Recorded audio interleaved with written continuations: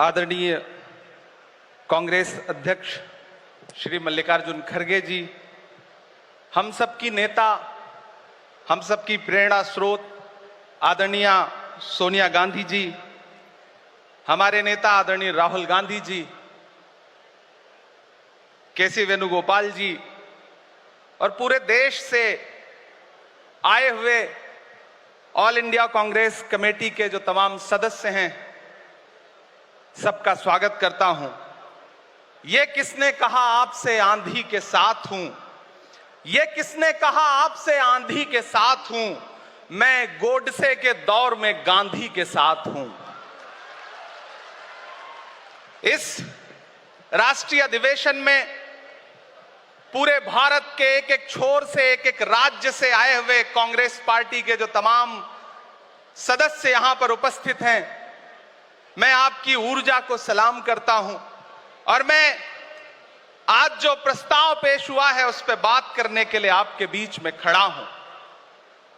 एक ऐसा मुश्किल दौर है जब सत्ता में बैठे हुए सत्ताधीशों ने नफरत को अपना परमानेंट हथियार बना लिया हो। ऐसे समय में कांग्रेस पार्टी देश के हर कोने में जा करके मोहब्बत की बात कर रही है, प्यार की बात कर रही है और इस जो कार्यक्रम का नाम है वो न्याय पथ है।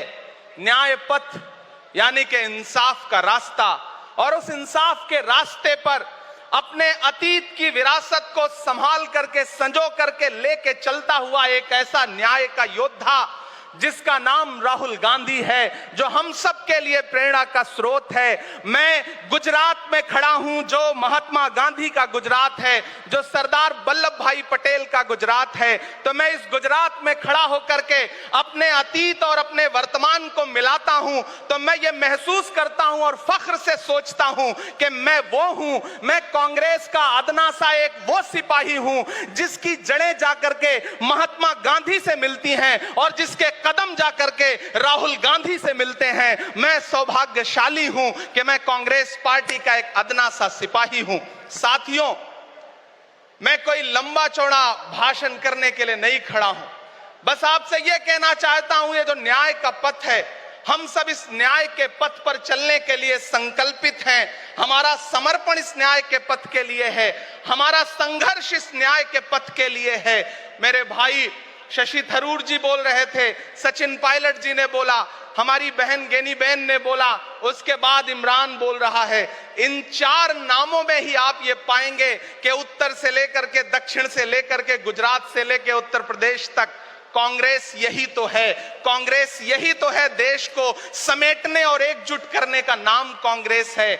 मुझे याद है कि जब कन्याकुमारी के साहिल पर खड़े होकर के, समंदर के साहिल पर खड़े होकर के हमारे नेता राहुल गांधी जी ने कहा था कि मैं 4000 किलोमीटर चलूंगा, एक नारा लगाऊंगा, नफरत छोड़ो भारत जोड़ो। हम सारे लोग उनके कंधे से कंधा मिला करके, उनके कदम से कदम मिला करके 4000 किलोमीटर चलते रहे। मैंने देखे हैं राहुल गांधी जी के पांव के छाले, मैंने देखा है उनका बहता हुआ पसीना। लेकिन हम आपसे पूछना चाहते हैं और इस स्टेज पर मौजूद कांग्रेस पार्टी के अपने तमाम वरिष्ठ नेताओं से भी ये निवेदन करना चाहते हैं कि जिस पथ पर, जिस इंसाफ के रास्ते पर राहुल गांधी इस मुश्किल वक्त में निकले हैं, हम उस लड़ाई में किस तरह से, कितने जोश के साथ राहुल गांधी जी के साथ खड़े हैं, यही तय करेगा। राहुल जी ने कहा है कि अगला निशाना, अगली जीत, अगला राज्य जहां कांग्रेस पार्टी जीतेगी वो गुजरात होगा। तो याद रखिए कि हार तब होती है जब ठान लिया जाता है,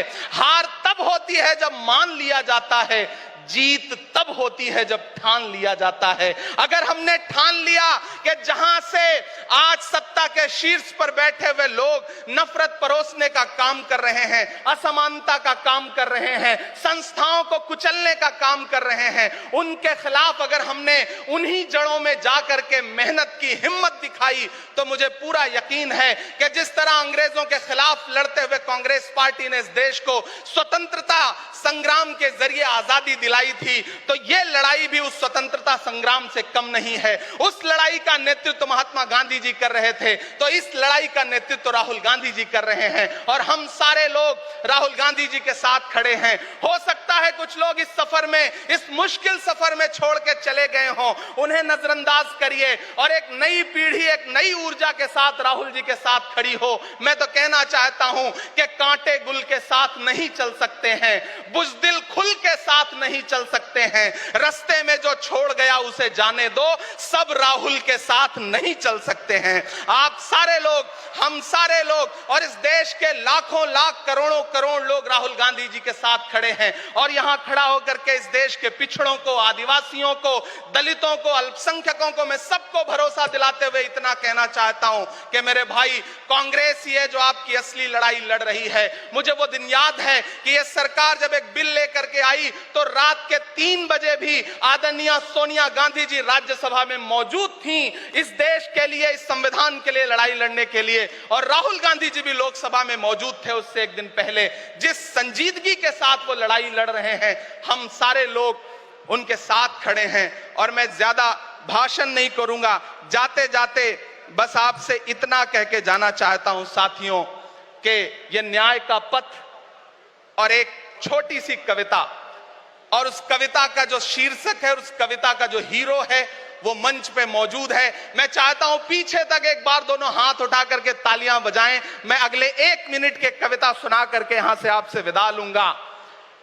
कन्याकुमारी से जो सफर शुरू हुआ था वो अहमदाबाद तक लगातार जारी है और आगे भी जारी रहेगा। और कल ही राहुल जी परसों बिहार से लौटे हैं, तब ये कविता मैं सुनाता हूं कि उदास मौसम बदल रहा है, उदास मौसम बदल रहा है, धुएं का पर्वत पिघल रहा है, दिलों में लावा उबल रहा है। सुबह सुबह जब हुजूम लेकर सफर पे निकले तो यूं लगे है कि जैसे सूरज निकल रहा है। वो चल रहा है, वो चल रहा है। वो कह रहा है कि नफरतों से जो दिल है टूटे मैं जोड़ दूंगा। एक नारा नफरत छोड़ो भारत जोड़ो, एक नारा नफरत के बाजार में मोहब्बत की दुकान खोल ली है। वो कह रहा है कि नफरतों से जो दिल है टूटे मैं जोड़ दूंगा। वो कह रहा है हर एक दरिया, हर एक तूफान को मोड़ दूंगा।